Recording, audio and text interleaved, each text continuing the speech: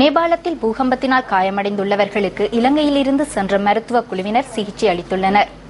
குழுவினர் சென்ற முதலாவது நாளில் கடும் காயமடைந்த 400 பேருக்கு முதலுதவி அளித்துள்ளனர். பின்னர் அவர்களை காத்மண்டு வைத்தியசாலைக்கு மாற்றியுள்ளதாக ராணுவ நிவாரணக் குழுவின் பிரதானி மேஜர் ஜெனரல் மைத்ரி டயஸ் தெரிவித்துள்ளார். காத்மண்டு நகரில் இருந்து சுமார் 60 கிலோமீட்டருக்கு அப்பால் ராணுவ குழுவினர் தமது நடவடிக்கைகளை முன்னெடுத்துள்ளனர். பாதிக்கப்பட்ட பகுதியில் நெடுஞ்சாலைகள் மூடப்பட்டுள்ளதுடன் தொலைத்தொடர்பு பாதிக்கப்பட்டுள்ளதாக major general Maithri Dias news ஃபர்ஸ்டுக்கு தெரிவித்தார்.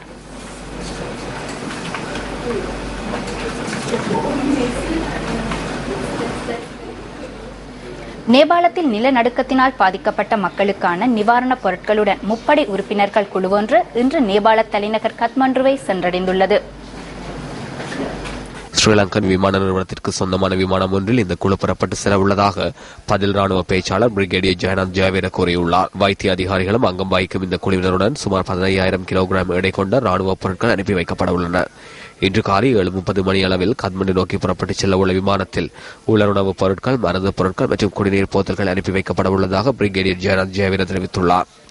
நேபாளத்தில் ஏற்கனவே மீட்புப் பணிகளில் ஈடுபட்டுள்ள குழுவினருடன் இவர்கள் இணைய உள்ளதாகவும் பிரிகேடியர் மேலும் குறிப்பிட்டுள்ளார்.